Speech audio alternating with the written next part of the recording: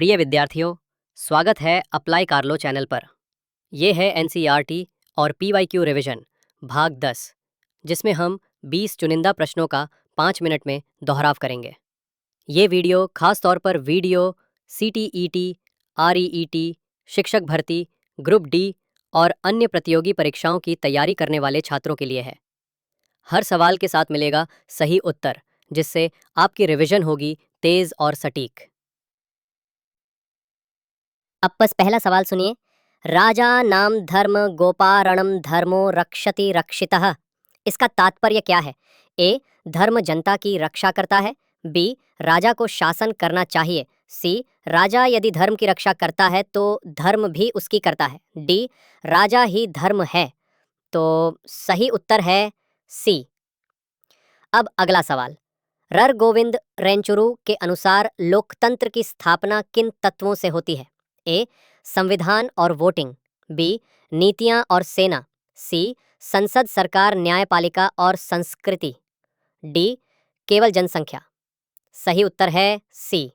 आइए आगे बढ़ते हैं। नियमों का समाज में क्या महत्व है? ए, पढ़ाई के लिए। बी, अव्यवस्था के लिए। सी, व्यवस्था और सद्भाव के लिए। डी, सरकार नियंत्रण के लिए। सही उत्तर है सी। अब सुनिए अगला प्रश्न। शासन किसे कहते हैं? ए, पुलिस व्यवस्था। बी, दंड प्रक्रिया। सी, नियम बनाना और पालन करवाना। डी, अदालत की गतिविधियां। सही उत्तर है सी। अब अगला सवाल। नियम और कानूनों में कौन सा कथन सत्य है? ए, नियम कभी नहीं बदलते। बी, केवल सरकार बदल सकती है। सी, नागरिक सुझाव दे सकते हैं। डी, कानून अदालतों के लिए है। सही उत्तर है सी। डिजिटल तकनीक ने समाज की किन गतिविधियों को बदल दिया है? ए, केवल शिक्षा को। बी, केवल खेलों को। सी, लेन देन, भुगतान और संपर्क के तरीकों को। डी, खेती और पशुपालन को। सही उत्तर क्या है? सही उत्तर है सी, लेन देन, भुगतान और संपर्क के तरीकों को। आइए अब सुनते हैं साइबर अपराध को रोकने के लिए सरकार किस प्रकार की भूमिका निभाती है। ए, केवल इंटरनेट बंद कर देती है। बी, कोई भूमिका नहीं होती। सी, नए कानून बनाती है और उन्हें लागू करवाती है। डी, केवल जनता को दोषी ठहराती है। सही उत्तर क्या है? सही उत्तर है सी, नए कानून बनाती है और उन्हें लागू करवाती है। अब जानिए भारत की शासन व्यवस्था में कार्यपालिका का कार्य क्या होता है। ए, कानून बनाना। बी, कानून को लागू करना। सी, अपराधियों को सजा देना। डी, कानून की समीक्षा करना। सही उत्तर क्या है? सही उत्तर है विकल्प बी, कानून को लागू करना। अब अगला सवाल। शासन के 3 अंगों को स्पष्ट रूप से पृथक रखने की प्रक्रिया को क्या कहा जाता है? ए, कानून निर्माण। बी, शक्ति का संतुलन। सी, शासन का केंद्रीयकरण। डी, शक्तियों का विभाजन। सही उत्तर क्या है? सही उत्तर है विकल्प डी, शक्तियों का विभाजन। तीनों अंगों के एक ही समूह के नियंत्रण में आने से क्या समस्या उत्पन्न हो सकती है? ए, शासन सरल हो जाएगा। बी, कानून जल्दी बनेंगे। सी, लोकतंत्र मजबूत होगा। डी, तानाशाही और अव्यवस्था। सही उत्तर है डी, तानाशाही और अव्यवस्था। आइए अगला सवाल देखें। भारत में सरकार के कितने स्तर होते हैं? ए, केवल केंद्र। बी, राज्य और केंद्र। सी, स्थानीय राज्य और केंद्र। डी, नगर, जिला, राज्य और केंद्र। सही उत्तर है सी, 3 स्तर।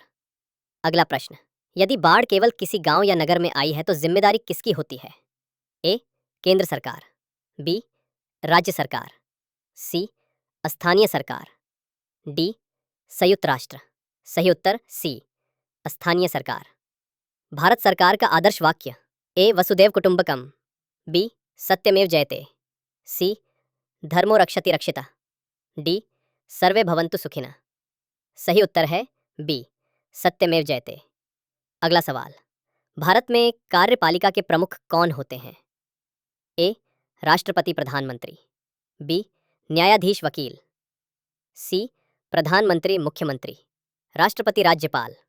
डी, संसद विधानसभा। सही उत्तर सी, प्रधानमंत्री और मुख्यमंत्री वास्तविक, राष्ट्रपति और राज्यपाल औपचारिक। अगला प्रश्न।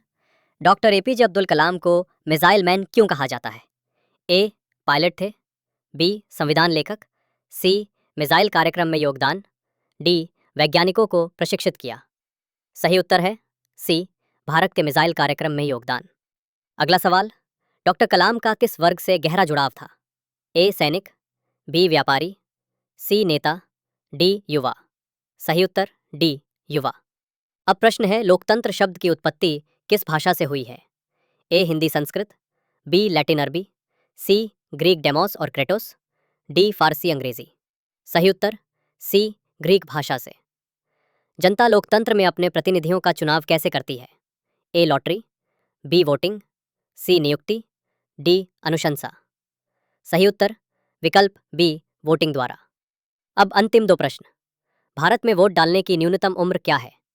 ए 16 वर्ष, बी 21 वर्ष, सी 25 वर्ष, डी 18 वर्ष। सही उत्तर है डी 18 वर्ष। अब अंतिम प्रश्न, पिकनिक स्थल तय करने के लिए वोटिंग करना कैसा लोकतंत्र है? ए प्रतिनिधिक, बी तानाशाही, सी प्रत्यक्ष लोकतंत्र, डी केंद्रीकृत शासन। सही उत्तर सी, प्रत्यक्ष लोकतंत्र।